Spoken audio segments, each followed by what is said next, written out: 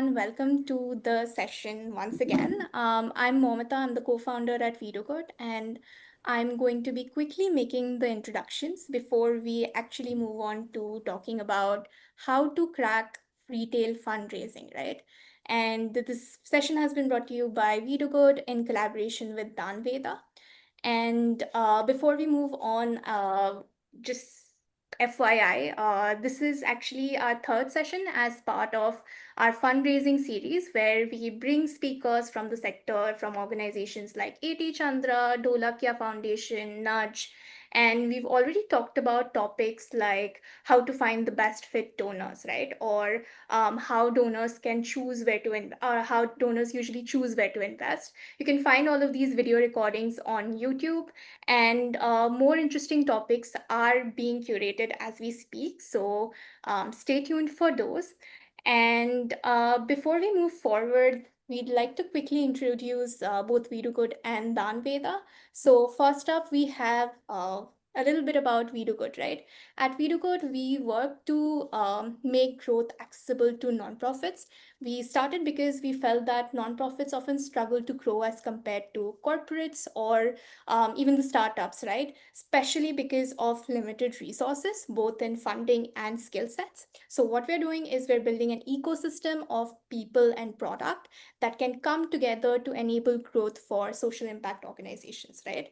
A quick few impact numbers: we've supported so far 500 plus nonprofits. We've helped nonprofits save 5 crores and over in cost savings. We've 97% is the success rate of most of our projects that we do, and our NPS score is pretty satisfactory. It's 4.7 out of 5. And we also support nonprofits in collaboration with companies like Microsoft, Tata, BCG, CGI, and more. Now, coming on to how do we actually support nonprofits. So there are 4 ways. First is skill mentoring and volunteering. This is where we connect nonprofits with professionals from corporates and startups to help you figure out your operational, strategic, and growth related challenges. Next, we have AI for Good, where we build custom tech and AI solutions for nonprofit organizations. A few folks we are working with are Selco Foundation, HAI, and Pran. We then have Flexi Support, which is the third way of how we support NGOs by managing their end-to-end communications and social media so that you don't really have to hire a full-time resource for that. And last but not least, is to Givo. This is something we're launching today as we speak. And this is a donation tool, right? It's very simple to set up, effortless to manage, and really designed to kind of ensure a great donor journey. Again, I won't go a lot into it. We already have something to share with you at the end. But yeah, these are the 4 ways of how we support nonprofits. And what makes us different is that it's pretty much like when you work with us, it's like you get the business class feel, but on an economy ticket, right? So our focus is how can we provide quality solution at low affordable costs. So all the services that we provide are pretty affordable for most of our nonprofits, and this is just to make sure that you get real quality, but without the price tag. So yeah, that's pretty much about us. We can move forward to Danveda. Irfan, if you'd like to quickly introduce you guys. Hi everyone, I'm Irfan. I'm the co-founder and CEO at Danveda. We are an AI-powered fundraising intelligence and automation platform for nonprofits. Simply put, we provide you the world's largest philanthropic repository of individual and institutional donors. And on top of that sits like a predictive AI layer and advanced filtering options that help you identify who your relevant funders would be. And then we use generative AI functions to help you create your proposals, reports, donor comms, donor journeys, etc. Currently, we have onboarded over 190 customers on our platform, nonprofits from India, US, South Africa, and Europe and Australia. And essentially, we ease your journey from discovery, prospecting, leads, enrichment, and outreach. These are so far Quite a few things coming up also. But yeah, that would be it about that. Yeah.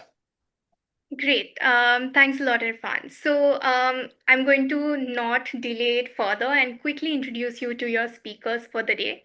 First up, we have got Karthee. Karthee is the founder and CEO of Team Everest. He's known as the volunteer man of India.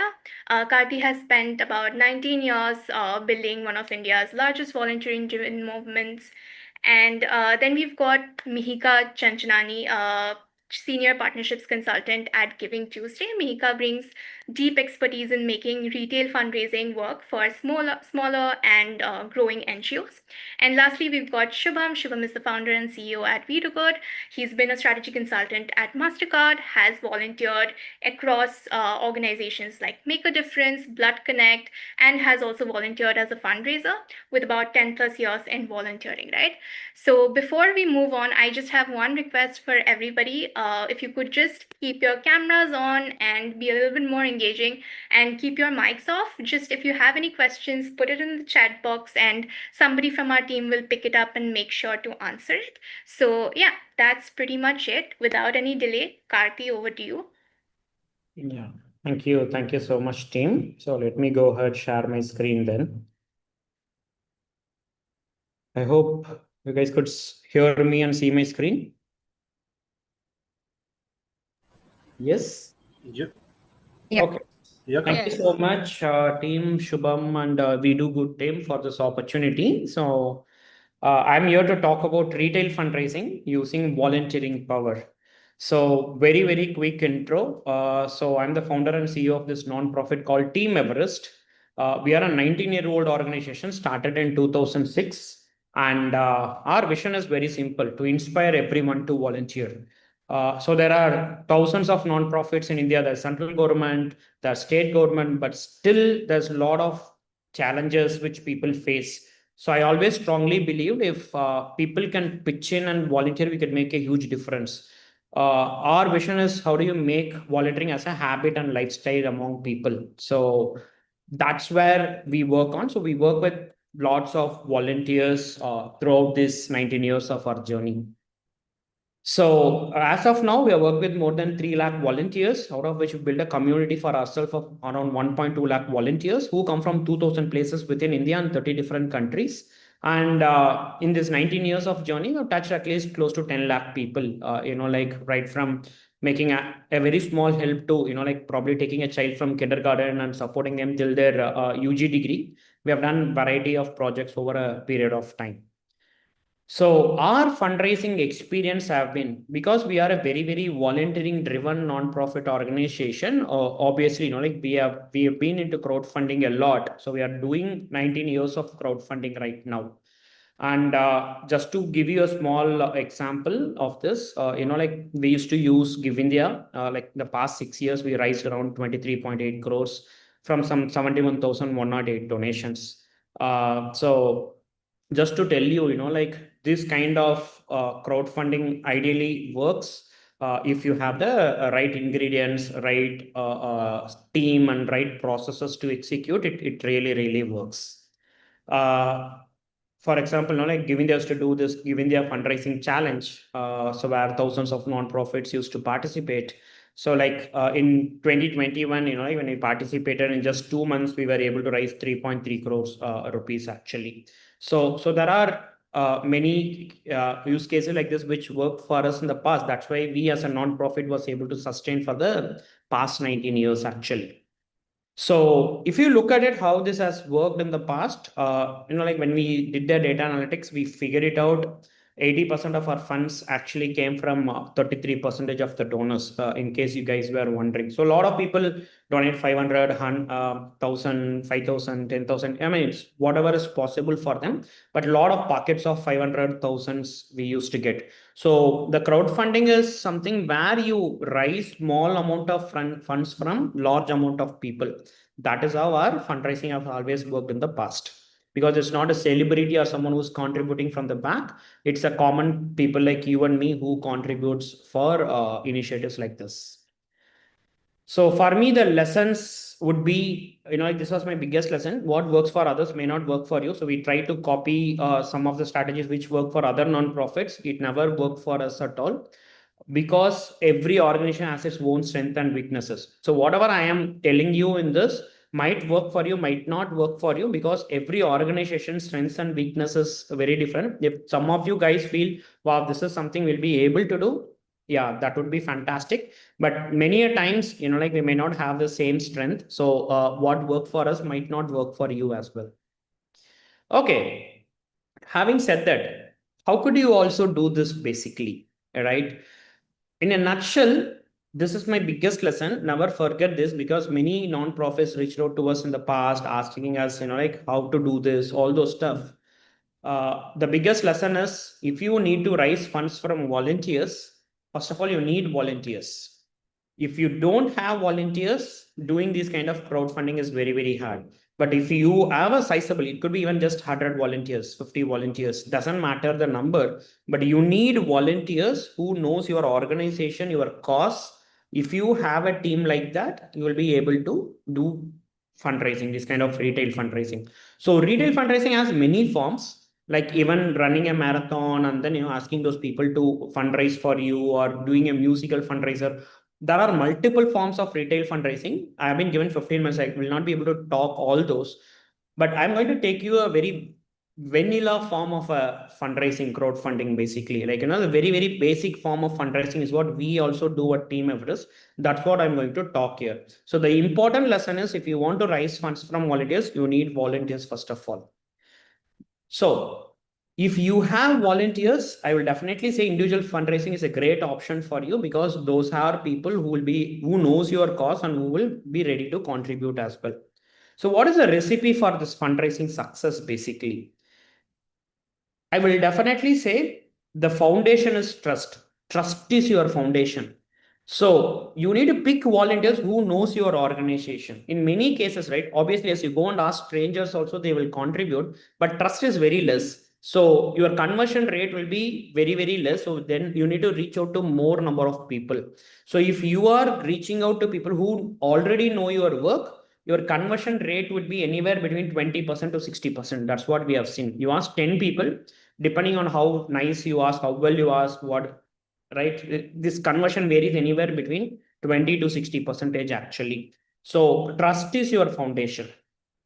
So apart from trust, what is required to do a successful fundraising basically? Obviously, efforts is required. You need a dedicated team. In fact, like 2021, when I told we raised around 3.3 crores, it's hardly two people working full time for that. So you don't need a big team actually. If you have a right process in place, I believe, like with a very small team, you'll be able to do it. Right tool. So we used GivingTuesday in the past. So you need a proper crowdfunding. It could be any tool, but yeah, you need a tool. Right communication message, because fundraising is more marketing also, and you need a very convincing cause. What we learned when I spoke with NGOs is that not every cause, like a common man can understand, right? Something very complex causes for a common man to understand is very difficult. Luckily, like we did this kind of crowdfunding for education, which every person could relate to also. So it became easier for them to contribute for a cause. So sometimes crowdfunding, yes, it works when you have volunteers, but at the same time, I am realizing more and more that cause which a common man can relate to is also very equally important. If not, like it takes time to educate them why contributing the cause is important, then there's a friction in the system there. So your recipe is all this. You need a trust, you need efforts, the right tool, right communication messages, and a very, very convincing cause actually.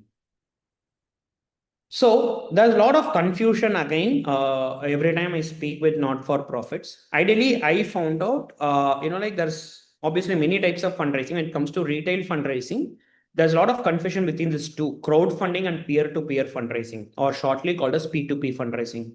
What is this basically, right? To help you understand, crowdfunding is something. See, many people again, like many years back, I created a campaign in Milab, and I was waiting for people to come and contribute. No one contributed. We raised 0 rupees.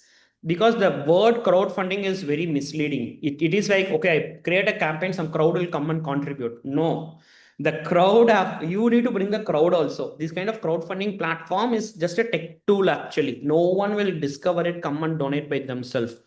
So it needs to be promoted. So obviously your donors is, your volunteers is where who is going to come to this platform and contribute actually. So when it comes to crowdfunding, you're asking your volunteers to donate. So your volunteers will come and contribute for that social cause.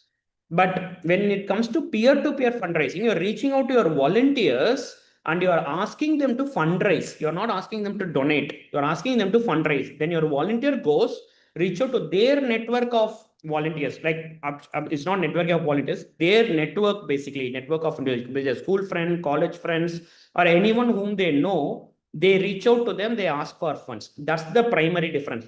If you ask a person to donate, you are doing crowdfunding. If you are asking a person to fundraise for on behalf of your organization, you are doing peer-to-peer fundraising. That's the very foundational difference that you need to understand. So if you see in crowdfunding, strangers do not donate because you are immediately asking your volunteer to contribute basically. Sometimes you put it on social media, someone see contribute, that's a very different story, but those numbers are very small, right? Imagine when is the last time you saw a social media post and donated immediately, because the trust is very less, you will not contribute immediately. On the other hand, peer to peer, the strangers donate. For example, I have a friend whom I asked to fundraise, but my friend's friend is a stranger to me. I don't know them. But because my friend is going and asking his friends, then there's already a trust established there. So they contribute. So in crowdfunding, strangers do not donate mostly, but in peer to peer, majority of a donation will come via strangers. So this is a good way to acquire new donors for your organization, basically. So in crowdfunding, right? So what typically happens? You ask volunteers to donate. Simple. You're going and asking them to donate. And what we figured out is individual asks bring more than 80% of the funds in our case. WhatsApp. Social medias bring hardly 10 to 20%. But 80% of the funds comes when you ask people individually. And multi-channel communication, obviously mail, social media, everything helps. But 80% we figured it out comes via WhatsApp right now. And when it comes to peer-to-peer fundraising, what is very, very important, because you are nominating someone to represent your organization and fundraise for your social cause. So that's a risk at place. Your brand identity is also at stake actually. So don't ask some random person to fundraise for you. We have not that cracked that yet actually, because if they go pass on something wrong about your organization, or they are not given that clarity, then you are creating a small brand, like your brand gets affected over there. So there'll be a lot of confusion that you are creating. So usually we have stuck with our active volunteers basically, who know our cause, know our organization, ask them to fundraise for us. What do? They just reach out to their network individually, ask them for support. And they raise funds. That's what they do. How we help them is we train them. We tell them about our organization, about the cause for which we are raising funds, how to ask for help. All this is what we train them on. It's typically a 1.5 hours orientation over which we train all this. And we also give them some templates to post it on WhatsApp, social media, all those stuff. This is how we have trained our volunteers to become fundraisers. So this is the entire blueprint of what we actually do. First, we identify the potential leads. Okay, we take the list of our volunteers list who have frequently volunteered in the past 1 year, pull them out, and then we ask them whether they want to become a fundraiser. So when I put FR, it means fundraiser. If they tell a yes, great. If not, no problem. We ask them a year later. We hire them as a fundraiser. We onboard them. We do a orientation. We give them the templates. We have a small help desk contact number. So they have any queries, they can reach out to us. And the fundraiser reaches to their friends and family members, ask for help. During the campaign period, they have any doubts, they can reach out to us and they can ask us for help. We keep them motivated. So usually they fundraise for 1 or 2 months actually. So during those 2 months period, we keep them motivated by telling them, sharing them various tips on how they can fundraise. That's what we typically do. That's how we raised all these funds. So this is our entire blueprint of how we do our fundraising basically. So my recommendation to all of you was try crowdfunding before doing peer-to-peer fundraising, basically, because if you guys have not tried crowdfunding, peer-to-peer fundraising will be more difficult for you. So we started with crowdfunding. We start in 2006. 2018 is when we got to understand about peer-to-peer fundraising, because initially I was hesitating that, okay, even when I go and ask, many people are not contributing. Now, if I ask someone to go and ask on our behalf, will people contribute? But somewhere I read this stats many years back. 40% of people contribute when an individual asks, not when an organization asks, actually. So there's a huge potential behind both crowdfunding and peer-to-peer fundraising. So in case you guys have not started any of it, my recommendation is start with crowdfunding and slowly expand to peer-to-peer fundraising. And remember the recipes. Trust is key, and you need volunteers to do fundraising and all those 5 things which I told you guys. So fundraising is an art and skill. Anyone can replicate it. It's a lot of skill, a lot of science behind it also. So I believe, like you guys, lot of like we do good do sessions like this, and there's a lot of informations on the internet.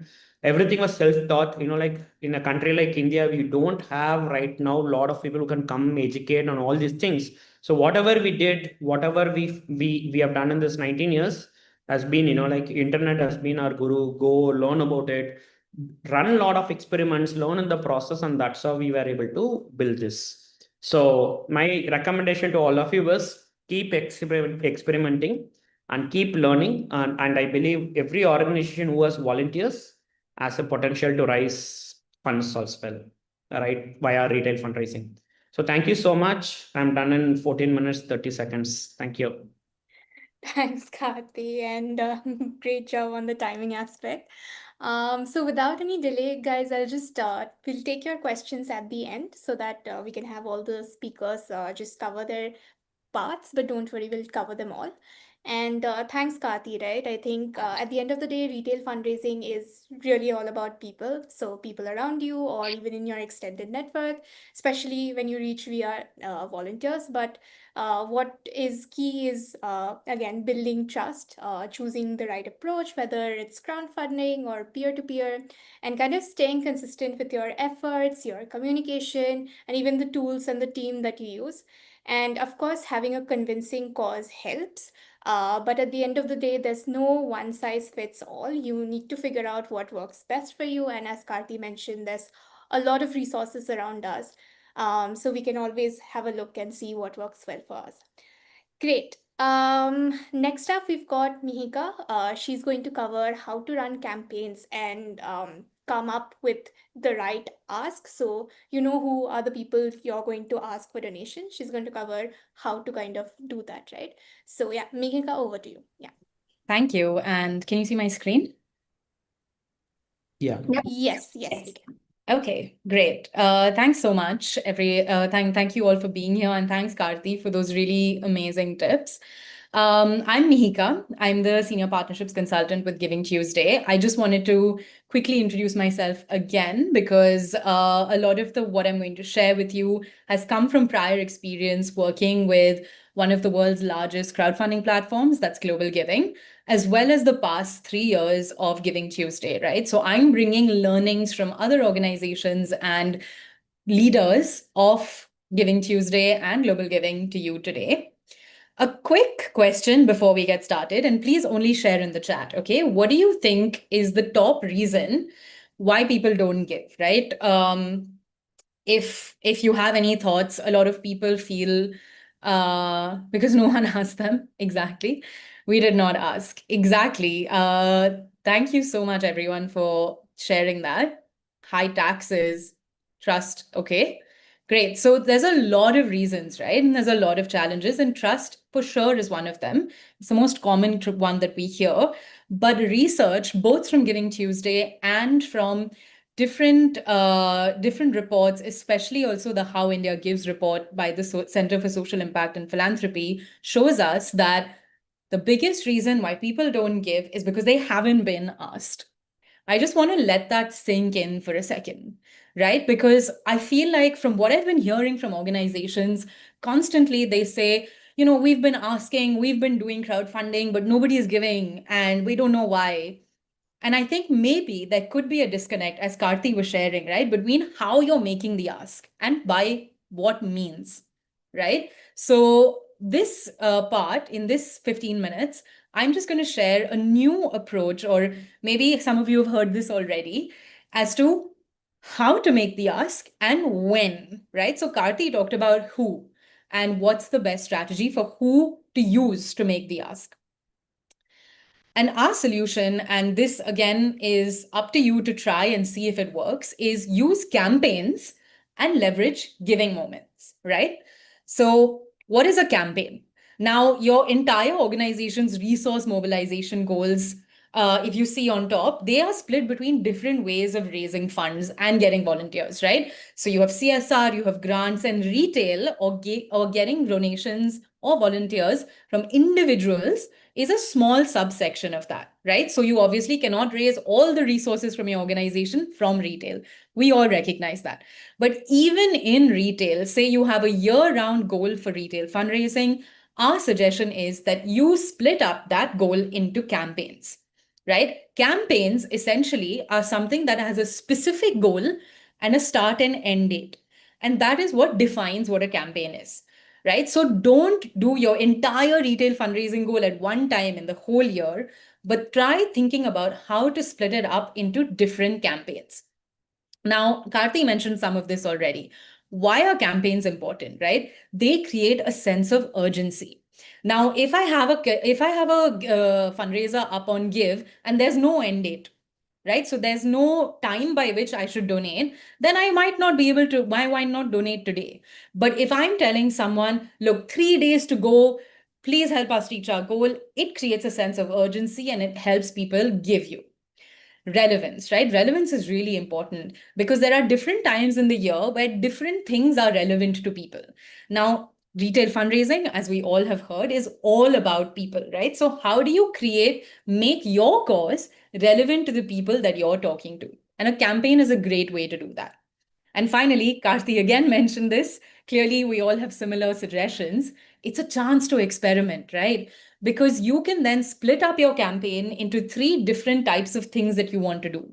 Experiment, see what works, and then adjust for the second campaign, right? It's a saying that if you try something and you keep trying the same thing again and again and expect a different result, obviously that's not going to work.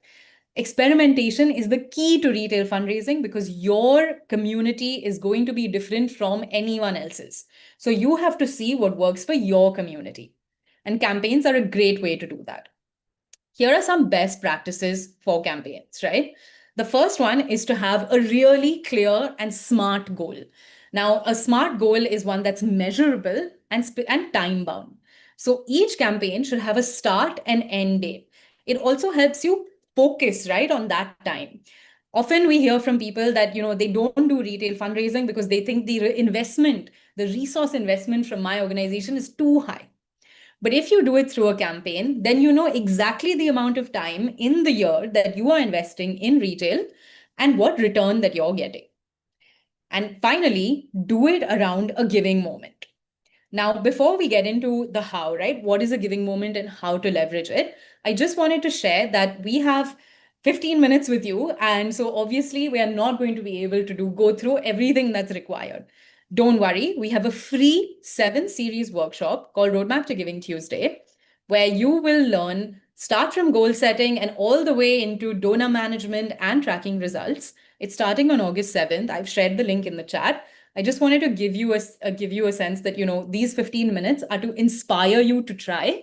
And Roadmap to Giving Tuesday is to tell you exactly how to take your ideas and convert them into action.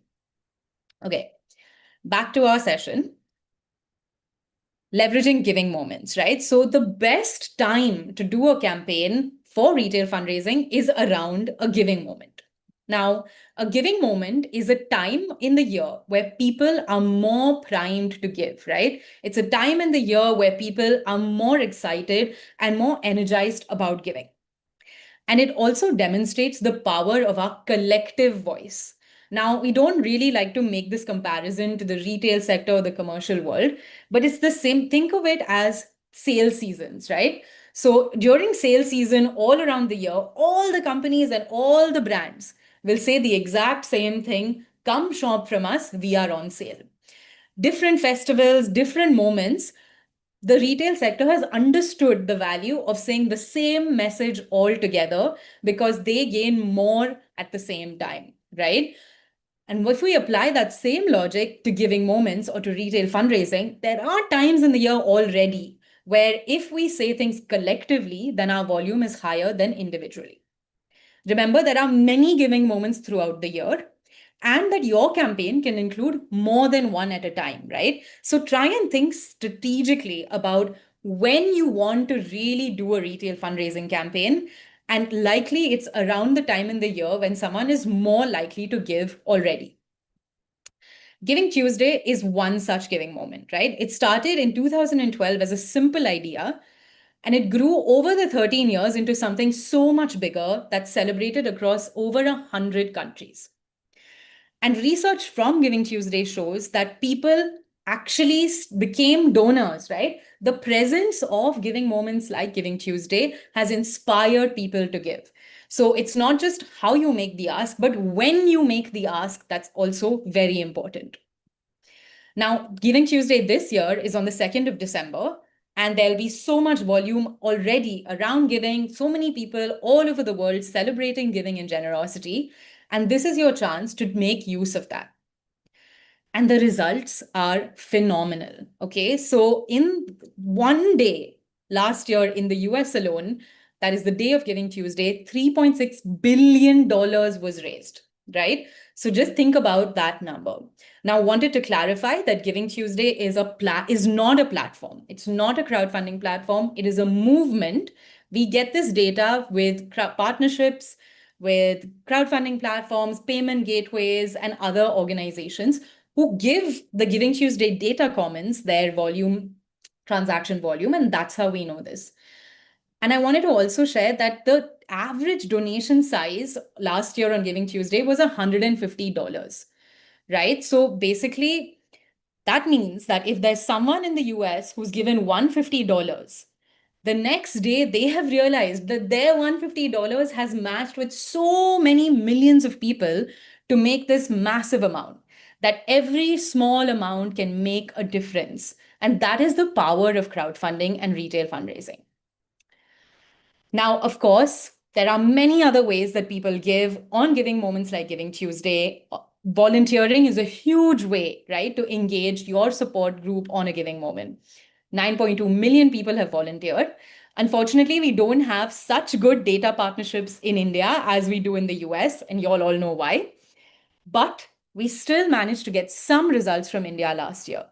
So this was all self-reported, right? Self-reported by organizations who fundraised on Giving Tuesday.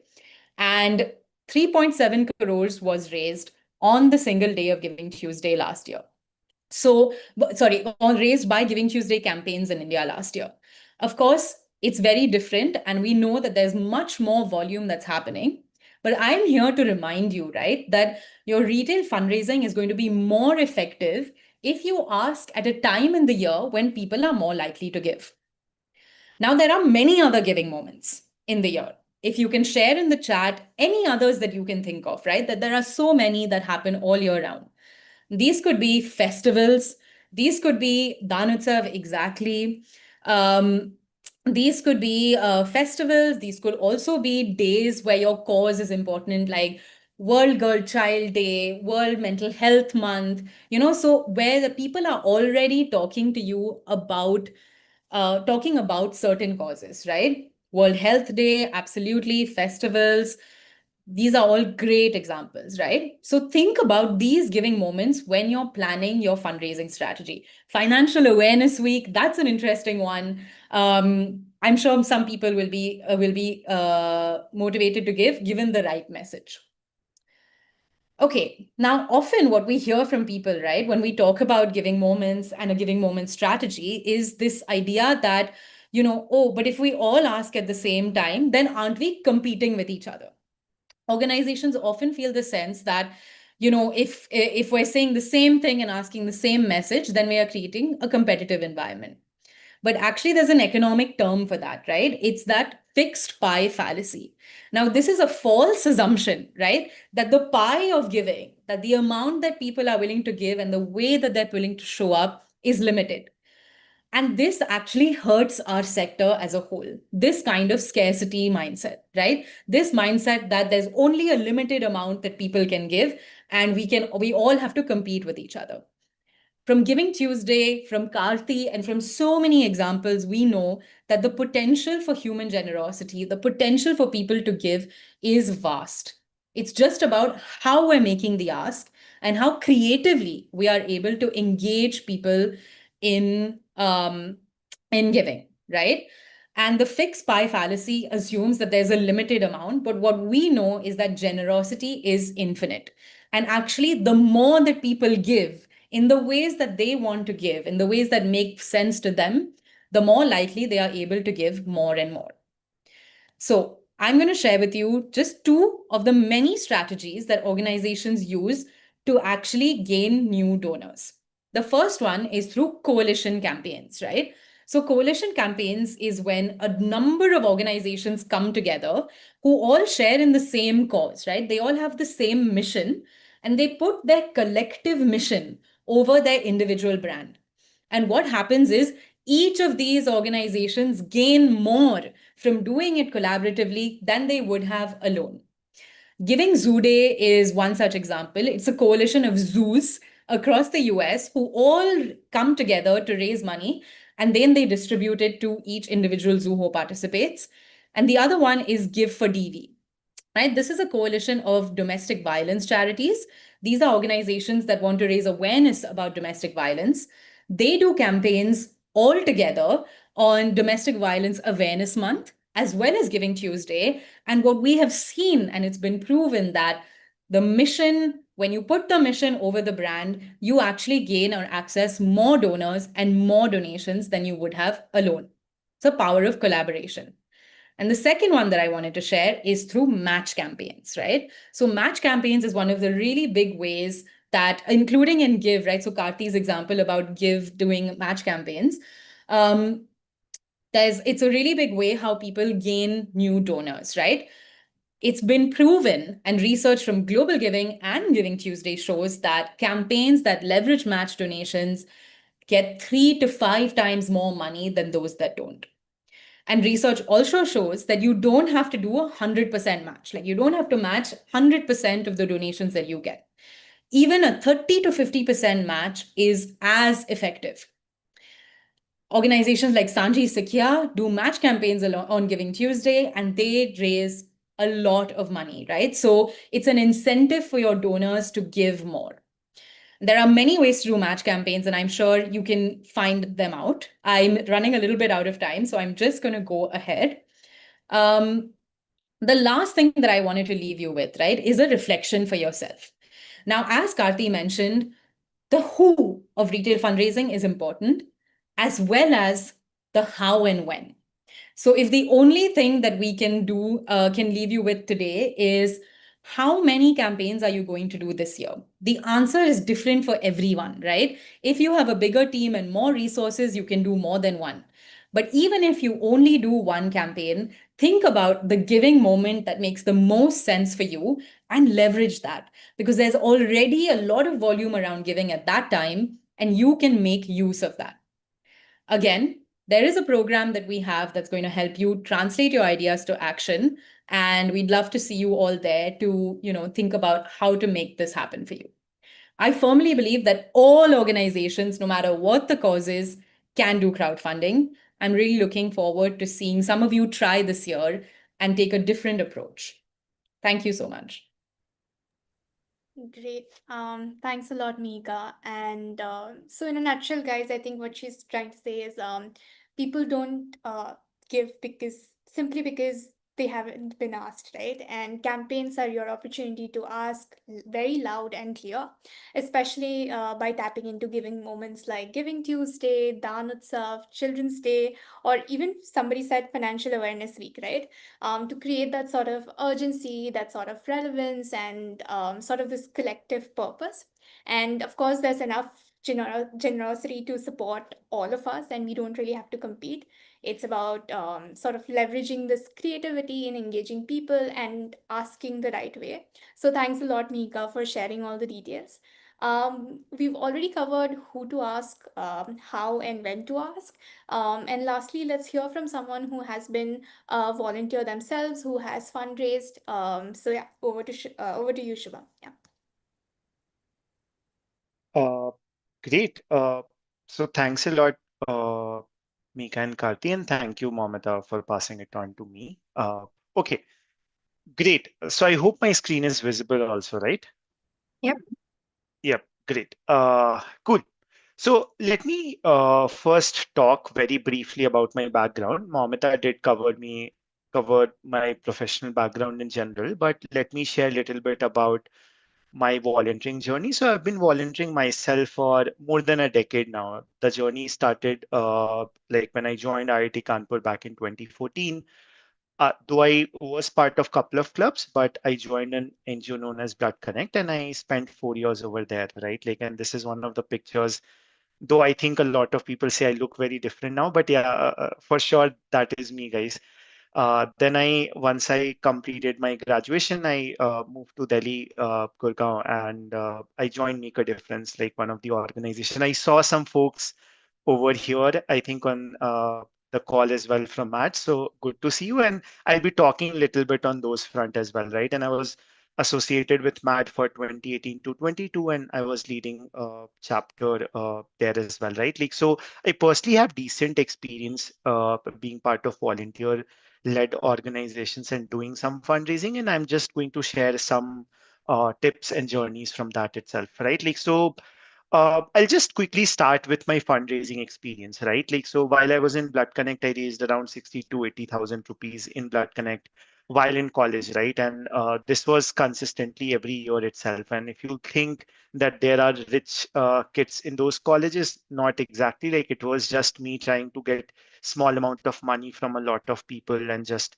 trying to raise over there. I also read a fundraising event. I think this was on Keto or Milap. I don't remember exactly, but one of the staff members' parents had some illness and we had to raise some funds for that. So I led that whole campaign, and with students and faculties, we were able to raise around 5 lakhs over there.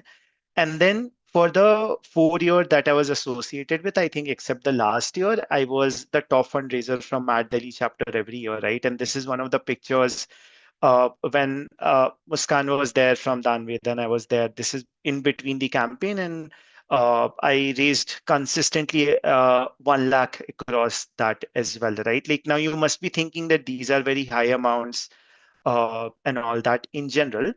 But raising funds was little bit comparatively easier for me as compared to many of the other folks in general, right? And I'll just share why, right? Because I don't know, like I was connected to the organization or the work I was doing, right? I would post or I'll talk about the work always, right? Without expecting them to actually donate. So this was one of the posts that I made in 2019. And this was just randomly after one class, right? Like, so I was teaching some few kids in class fifth. This is known as foundational literacy in MAD itself, and we were teaching maths or division or something like that. And me being a math guy, always loving complex maths and all, I started giving them complex things, right? So one kid actually completed the what you say the multiplication of 78, and that too counting everything in memory, right? And then the other kid actually did this long division of a very big number altogether itself, right? And I was so happy after this that I posted this on Facebook. At that time, it used to be Facebook altogether. And if you'll ask my friends, I've always been talking about my journey volunteering and all that in general, right? Like, so without any effort of me raising at that point of time and all that, right? Like, so what happened was that me talking regularly with my network bought trust altogether, right? Like, so people knew that, okay, me or Mad in general is doing a great job, and people were able to relate it. So whenever I went to ask money, probably once a year itself during the fundraising season, I would probably like receive very less hesitance altogether itself, right? I think as Karthi mentioned, a lot of fundraising is marketing, and I think marketing is because you have to build trust with your peers, with your network and all that itself, right? Like, so that is what my journey was. In fact, this is a screenshot of my friend, a rich guy now, like working right now in BCG, did his IM and all that. And he signed a NASH form. I don't remember which year, but probably in 2019 or 20. And I texted him like this afternoon, like around 2 hours back. And then I asked him, like, bro, are you still donating to MAD with that NASH? And he said, yes, yes, brother, that's already going on. So think of that, the impression or whatever I created with him and all that, right? And he donates, I think, 1,500 rupees a month or 1,000. I don't remember the exact amount, but on a consistently basis, right? Like, so Mad had a system to kind of receive donations. I pushed him, and then he cared enough to actually keep on donating itself just because of the like the trust that we were able to build all together itself, right? Like, so uh, that has been journey. So few question which I generally want to answer is like, why do people donate, right? Like, so the first, and I think everyone here covered, is that you or your volunteers actually ask them. Asking is the first job that you have to do about it, right? Second is, even if you ask them, they need to feel trusted. They need to feel valid that okay, whatever you are raising for, it's a genuine cause altogether, or the work that you're doing is genuine, right? Like, so creating awareness, putting the right thing, for example, having a good website where they can really see like what's the work happening, or having a good social media where you can really see what's happening, actually builds on that trust aspect itself, right? So you have created awareness about your cause via social media or website. And third is that once somebody has interacted or has reached out to you, you continue building trust itself, right? And this is not just for someone who is coming to social media, but this is also for someone who has actually donated to you, who has volunteered with you and has been part of your system one way or the other itself, right? Like, so and one thing is, trust doesn't come if you only reach once when you have a need. Like, if you're reaching only when you have a need, you come as a needy person over there and people don't like kind of react to you. You should also need to reach once there's an update, once there's new thing happening and all that, right? Like, so I'll quickly share an example, and I'm not saying that this is good or bad, but I'm just quickly sharing an example. So I've been associated with MAD till 2022, and I'm an alum now. And MAD keeps on reaching out on a very regular basis. I just applied a filter. It could be that I would have deleted probably one email or the other maybe earlier, but these are all the emails which MAD sent me in last 1 year itself, right? And if you'll see most of the emails, it has been talking about that what makes a healthy chapter, and we have probably not reached the number of volunteers that we have reached, and you should volunteer. Again, this is also about volunteering email. This is about the fellows. I think them updating about that, okay, the fellows are out and all that. Before this, all the emails were about me volunteering, right? Like, so the fellowship is there. Why don't you apply for it? Calling Madam Lice to be a community organization organizer, all there in general. Here, because this was the giving season, they have been talking a lot about why don't you donate. Somebody that I know is still associated with MAD asking me to donate and all that itself, right? So if you'll see, I think except I saw one email which was part of an update, yeah, calling all believers, or this is again that. I saw one email which was more on the lines of, for example, yeah, Matt's transformative journey, and this was all about the update that they had. Every other email was more on the lines of like them asking me to actually donate or either volunteer and all that, right? There could be reason that I have left the organization or I'm not able to donate and all that. And if they continue doing that, the chances is that it will be lot lesser that I'll donate or I'll be able to associate, right? Even though I'm part of the sector altogether itself, right? So I hear people that this is a must thing, and I understand that unable to communicate regularly is not always your fault, right? Like, we are all stressed, and we need the right system to enable us. We need a right system that enables our people to reach out to the people who have probably supported us, or who can support further itself, right? Or who can even build trust itself. In fact, we need the UPI moment, I'll say, in the donation space itself. So let me explain what that UPI moment is. So like I used to work in Mastercard, and Mastercard, we always believe that card is probably the best digital solution out there itself. It does the digital payment. But if you see in India, we shop not at Costco or Walmart and like big giants. We generally go to very small merchants who are probably in a cart doing things and all that itself. And these small merchants didn't have enough resources to even buy machines or have machines where you can do digital payment. Very few people use debit or credit cards in India itself. And people would buy from a lot of places. Like if I'm going to a mandi and looking to buy vegetables, I would probably go to 10 other places rather than going to a Costco or a Walmart and buying everything from there and then just paying once, right? So this UPI payment was very important to make this whole thing hassle free, make it easier for people. And that was done designing the way Indians interact, the way Indians go about, and all that itself, right? In fact, giving also needs that kind of a movement altogether itself, right? As you all know, we live in a age of memory overload. Like everybody is trying to juggle 100 things at once, right? Like in fact, a lot of like if you have 100 apps, everyone is sending you notifications. Zepto, Blinkit, Zomato, Swiggy, everyone is probably that. So in that chaos, your cause is probably the last thing that people remember because either you have not reached out to them or they have just forgotten about it once your volunteers have reached out or you have reached out and all that stuff, and just because of the reason that you're not on the top of their mind, right? And today's donation experience is just more about one and done. In fact, uh, I've heard a lot of people, everybody speaks about on how we can get new donor acquisition, which is about getting volunteers to donate further.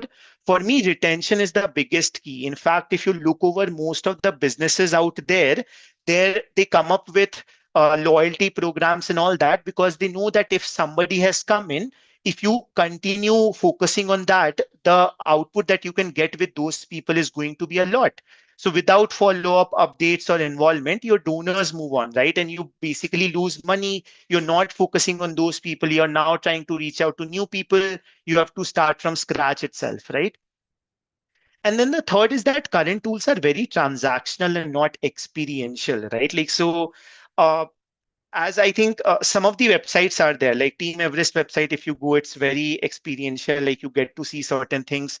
I liked, I think, Cry website where they had certain aspects earlier where there was some video related to it and all that, right? Like, so uh, the platforms or tools should be a way where they nudge people to donate the right amount. They help them understand what's happening. They help them activate donors, right? And not just to collect money and probably charge for it itself, right? Like so, and that's where we feel that the way people donate actually needs a reimagination. Every sector has gone through a change: shopping, travel, communication, everybody you think about it. But personally, I believe is the real innovation in giving space was when Give India started in 2004, where the concept of crowdfunding came in, right? Like post that, like we have had a DMS and all that, but they are just acting as a payment gateway and nothing more than on top of it itself, right? Like so, uh, so based on that, like we felt that given like we are here to support organizations and we never wanted to go into the space of managing this, but we realized that donation, volunteering, and creating awareness to your organization all comes together itself.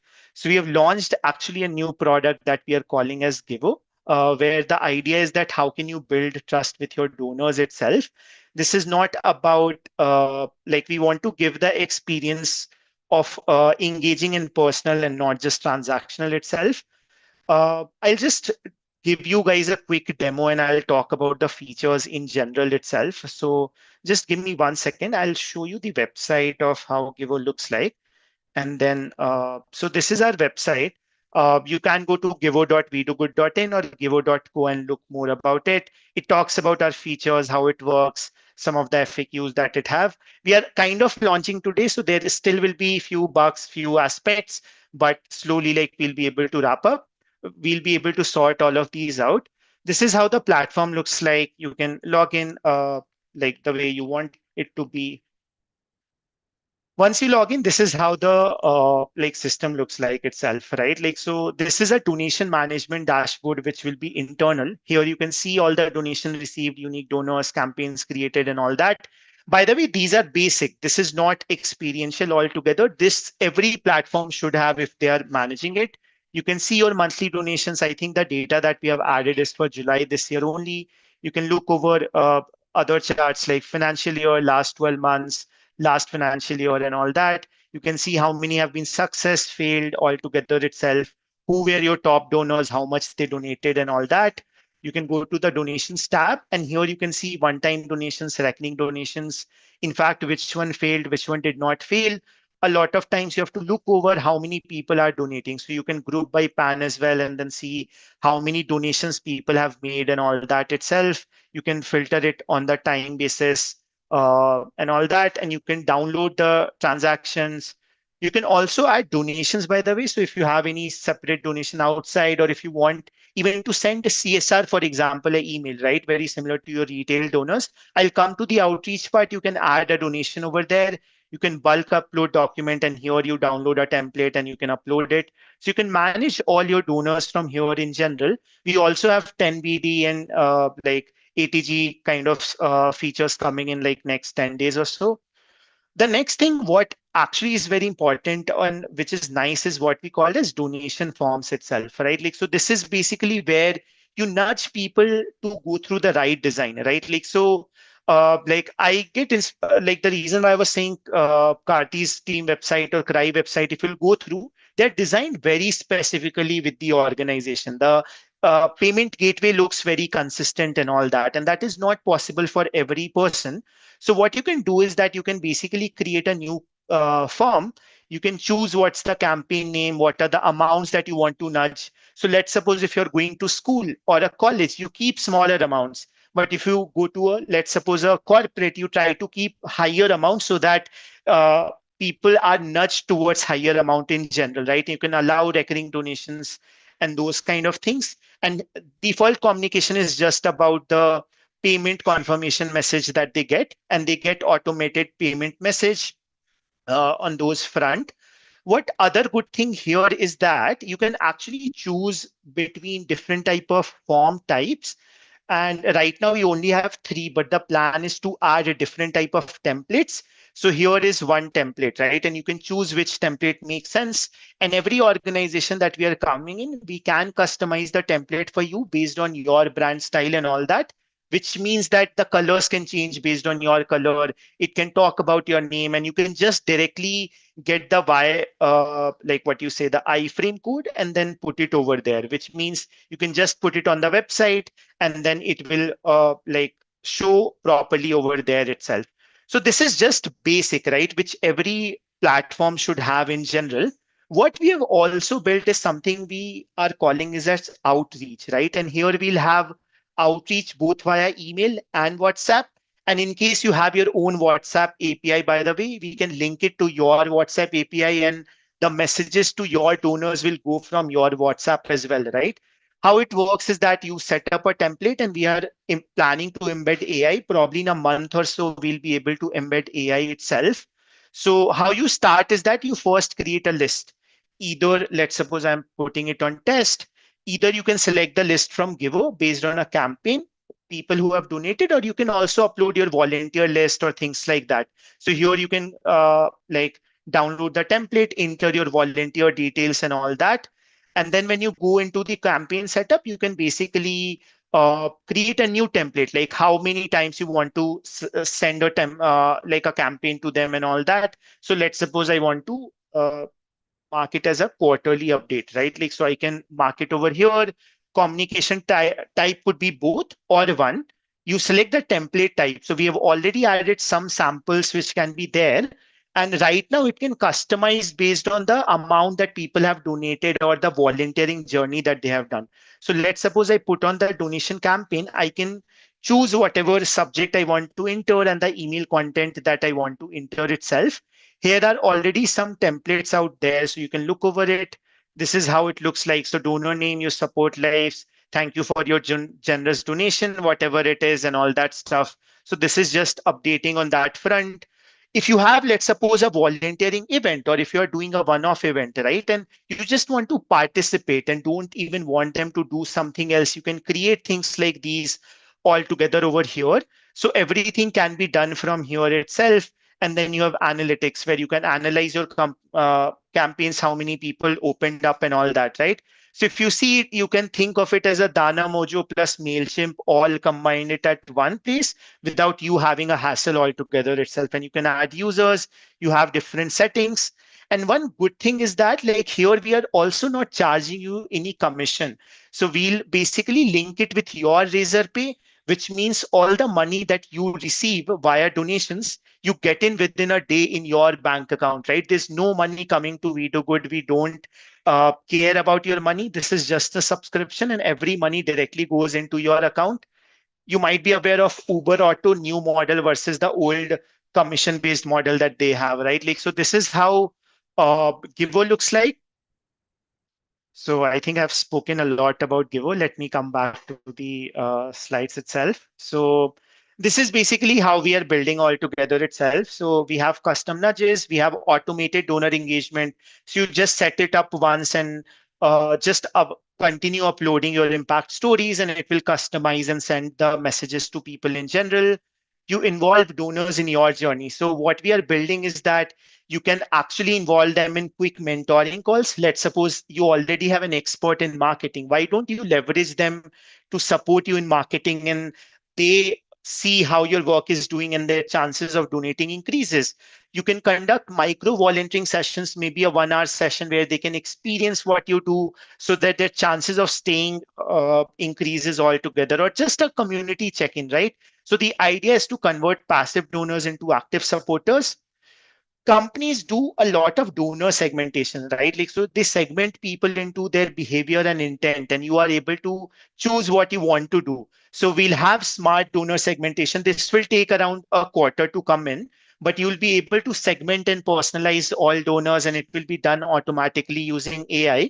And then depending on that, you can send the right nudges, the right amount to donate. So let's suppose if you're reaching out to Karthee and he's a rich man, you can push him to donate 10,000 and all.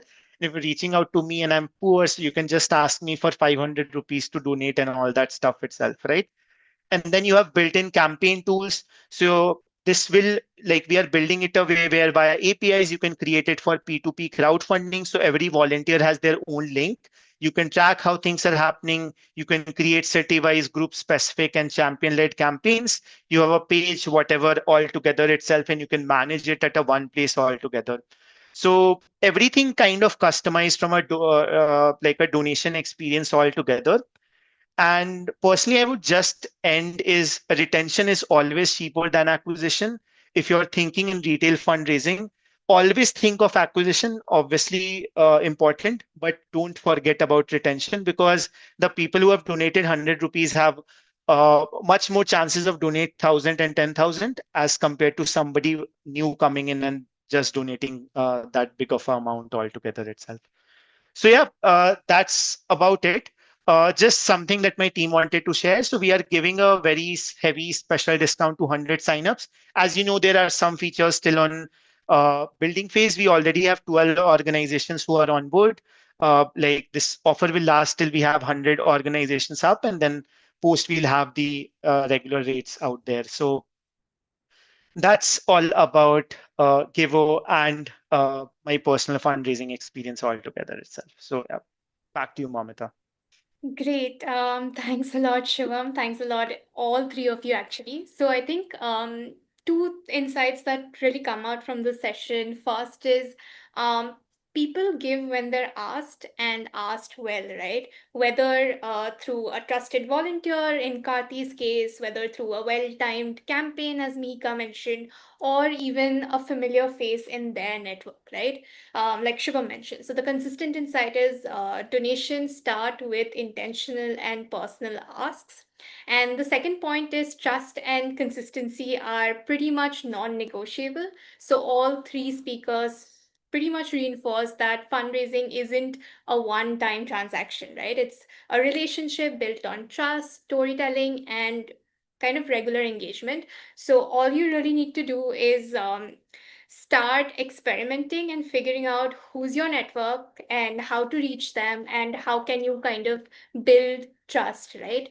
Last piece, before we kind of move forward, we have a few sessions upcoming. Just sorry, I'll quickly share my screen. Give me a minute before we move on to the questions. Yep, we've talked about the offer, so that's sorted. Sorry, just a little bit of housekeeping before we move forward. Yeah, so we've got the upcoming session, which is called How to Build Great Donor Relationships. So, how do you kind of retain and engage your current donor so that you kind of keep them around for a longer time? So, that's going to be our next session. And then we have micro fundraising campaigns coming up soon. People, please make sure that you're providing us feedback, and that's what makes us kind of go through all of these sessions. So make sure you're providing feedback, and we will share the recording and all the resources once you fill up the feedback form, right? So the feedback form is in the link in the chat section. Sorry, I just Guys, great. Ex- Yeah. just to add, right, the feedback form includes the way for you to sign up for Giver. Like we want you to have special discounts since you attended the session.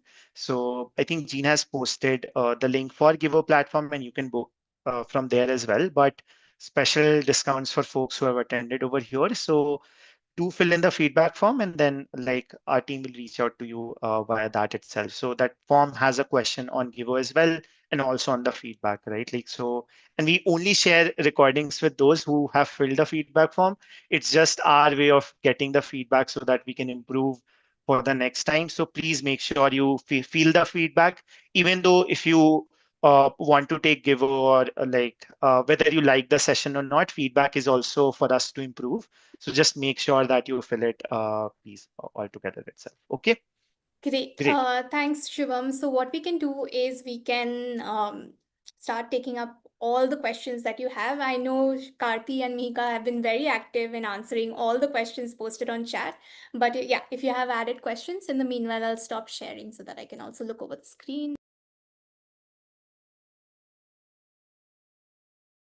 Yes. So do we have some more questions? Okay, how to sign up for Giver? That's fine. Okay, most questions are already answered. I think um, how do you convert people into volunteers? Sananda is asking, how do you convert people into volunteers? How do you kind of make them engaged and active so that you're able to utilize them and get to their network? So, Karthi, do you want to share about that? I think I answered in the chat also. See, to be very honest, you need not convert anyone into a volunteer. Human beings by default are volunteers, if you ask me. Because like science has proved that a 6 months old child can understand which is good, which is bad. That's a huge scientific discovery that has been made actually. So everyone by nature is good. You just need to tap that goodness. So that's where like communicating what you do, bringing to the and understanding the person, right? See, for example, I in my understanding of working with thousands of volunteers, volunteering is a journey, right? See, sometimes people volunteer very actively when they are in school or college, when they are bachelors probably. Then suddenly like they get busy, probably they go to on-site, come back, or they lose a close person in their family, then they can connect it better, again they volunteer. So we are all emotional beings, right? We are not AI is here. We are real in flesh and blood human beings actually with emotions. So everyone goes through the journey. So that is where like Shubham was speaking about how NGO is communicating regularly and being in touch. Like see today, for example, a person whom I would have spoken 10 years back suddenly reaches out because probably I would be that only person in their entire network who would be probably doing social work actually. So in terms of converting, I say people are waiting. You just need to create more hits. So usually, see, do you have a volunteer button on your website, a donate button on your website? So people will obviously come and contribute. What we follow is someone donates, we ask them, can you also give time? When someone gives time, we also ask them, would you like to contribute? So we give that freedom to people how you want to contribute. It could be in any form, basically. It could be money, it could be time. It need not be, don't make people, don't treat people like ATMs. That's what I would say. Once they understand that your cause, you are making something very meaningful in real world, people will really come back and contribute. So ideally, in today's world, people are there outside in schools, colleges, corporates. Actually, CSR, a lot of corporates are looking for free volunteering opportunities where they want to come and contribute. Your website, every day I see 10, 20 people coming on our website, signing up very easily. So there are so many avenues where volunteering can happen actually. Can Very I add minimal. something? Yeah. And Yes. completely agree with everything Karthee has said. I love that thing of don't treat people as ATMs, right? Because imagine if the only thing anyone came to you and said was, give me money, give me money, give me money. How would you feel? The last thing I wanted to add is that actually, I really find hope in switching the narrative, right? When you are asking people you're not to give, they are not doing you a personal favor by giving, right? You are actually giving them an opportunity to do something about something they care about, right? All of you as organizations, all of us as people are creating opportunities for people to do good. And that's such a powerful thing, right? So they are not giving, they might know you and that's why they'll give to your cause, granted. But what you are doing is giving them an opportunity to do something they care about. People are want to give, as Karthee said, right? They just don't know how. And just present yourself as the opportunity and you see what happens. Don't feel shy. Be confident in the feeling that you're not asking for yourself. You're asking to make the world a better place. And actually, all of us are doing that. So I think it's a really important shift in the mindset of when we ask. Absolutely. See, you need to think like they are your partners. They also want to contribute to the same cause. You also want to contribute for the same cause. It's just that you are doing as non-profit professionals, development sector. We are full-time into it. Volunteers are part-time, maybe not even part-time, micro contributions they do in terms of 1 hour, or they might contribute 100 rupees, 1000 rupees. It could be in time, money, or in-kind donations, but everyone is actually working. The real true hero here is the end beneficiary whom we are trying to support. If they don't exist, we all doesn't exist. Everyone is trying to give their best in terms of how we can go and support them and actually solve a problem for them. Just to add one more thing, right? Like, so guys, post fundraising session, we are actually planning to do a volunteering series itself, where the plan is to do certain sessions on organizations who are new, how they will start their new volunteering journey, organizations which are doing some level of volunteering, how do they go to the next level? And culture is very important aspect in volunteering altogether, where people actually stay for long. So the third session is on those lines. We are still thinking about that series itself and plan to launch it in mid or late September. This series, we have 2 more sessions till August end, but September onwards is when we are starting our volunteering series. So in case like you are interested in volunteering, feel free to sign up for our NGO learning series. It's free of cost, and we continue doing 1 or 2 sessions a month where we try to create awareness about things. So that way. Yeah, just wanted to highlight on that front. But yeah, thanks a lot, Karti and Mika. You said great points altogether for that. Yeah. Great. All right, we'll move on to a couple of next questions, although I'm running behind because Mihika has already started answering all of them. So there's one question about Givo. So any free access for hands-on experience before signing up? What are the general terms for signing up, and what is the business model if there is no commission charged? Shubham, you want to take that forward? Okay, sure. Very quickly, right? So you might have been aware of how Uber used to charge before and now how post Namayatri things worked out, right? Like, so Uber would charge, let's suppose, 15-20% every ride that they are making. And then post Namayatri came, it was more of like autos paying 100, 200 rupees subscription for 5 rides. And then they can book any amount of rides, right? So it's very similar for us, right? Like DMS does not have to like or any kind of software, if people are getting 1,000 rupee or 1 rupee, it doesn't matter to them. For them, it's just one entry record. So our prices are very much subscription based. It doesn't matter whether you're getting 1 lakh rupee or 20 lakh rupee or whatever. For us, it's more about how much donations, how many number of donations you're getting and how many people you are trying to communicate out there. However, we have very steep prices for organizations who raise very small amounts and all that as well. So it's a subscription based thing. There is no fee on any transactions that's there. Second is free access. Shivakumar, it would be harder to provide free access because we have invested a lot, and like contrary to how things are, like any organization or fundraised in the sector hasn't been able to steep. So we haven't raised funds and we have done it bootstrapped. So there will be cost associated with it. But if you don't like the experience and all that, you can just close the subscription after 1 to 3 months, right? Like there's no such thing as you have to continue for long altogether itself. In terms of signing up, I don't think there are any major terms, right? Like it is all about you utilizing it with the right intent and not sending any like non-correct messages to people, because we'll be using our Amazon SES account to send emails or WhatsApp in general if you don't have your own thing.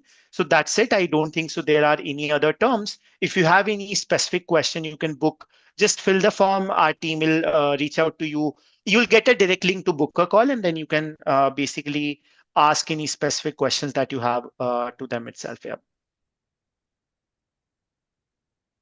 Okay, great. Yeah, I hope Shiv Kumar that answers your question. He's asking for a short period for getting the look and feel, but I think the demo videos will do the work there. We also Great. have a demo link, by the way, right? Like, so you Yeah. can use the demo link there. Like there is a Video Good payment page. It doesn't take to the payments. You can explore everything, whatever you want to on that thing, and our team can help you get to the demo aspect itself. Yeah. Cool. Okay. Thanks a lot, guys. Thanks a lot. Just sharing the feedback form once again. If you could just fill the feedback, and we'll give you all the resources that you need. And I don't see any more questions. I think we can wrap it up. Thanks a lot, Karthee, Mihika, and Shubham, for taking out the time and sharing all those crazy insights. Yeah, that's it. I hope you all had a good experience, and thanks for attending the session. Thanks a lot, everybody. See you in the next one. Thank you. Thanks, everyone. Thank Thank you. you. Thanks a lot. Bye. Thank you. Thank you.